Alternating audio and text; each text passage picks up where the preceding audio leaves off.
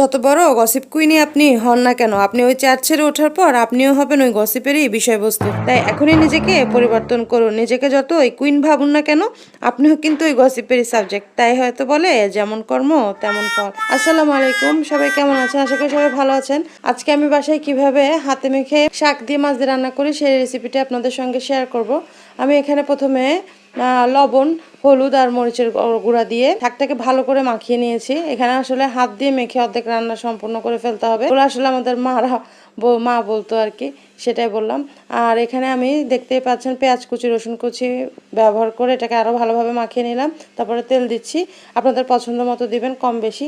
এরপরে এখানে আমি আরও ভালো করে সুন্দর করে মাখিয়ে নিচ্ছি। এভাবে করে মাখিয়ে নিতে হবে ভালো করে, কারণ আমরা তরকারিটা চুলায় দেওয়ার পর আর এত বেশি নাড়াচাড়া করবো না। এখন আমি হলুদ মরিচ দিয়ে মাখানো লবণও দিয়েছি এখানে, মাখানো মাছগুলো অ্যাড করে দিচ্ছি। এরপরে আমি শুধু পাতিলে মশলা লেগে থাকে যতটুকু পানি দেওয়া দরকার অতটুকুই দেবো, এর থেকে বেশি আর ইউজ করব না।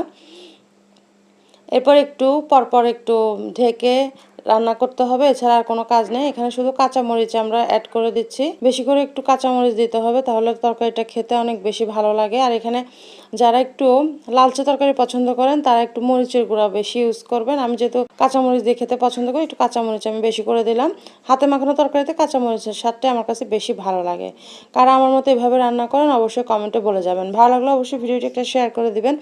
সুন্দর হয়েছে না তরকারিটা? কারা কারা আমার মতো এরকম কাঁচামরিচের তরকারি খেতে পছন্দ করেন অবশ্যই কমেন্টে বলে যাবেন। আর কারা এইভাবে আমার মতো হাতে মাখিয়ে শাক রান্না করেন তারাও কিন্তু অবশ্যই কমেন্টে বলে যাবেন। সবাই ভালো থাকবেন। আল্লাহ হাফেজ।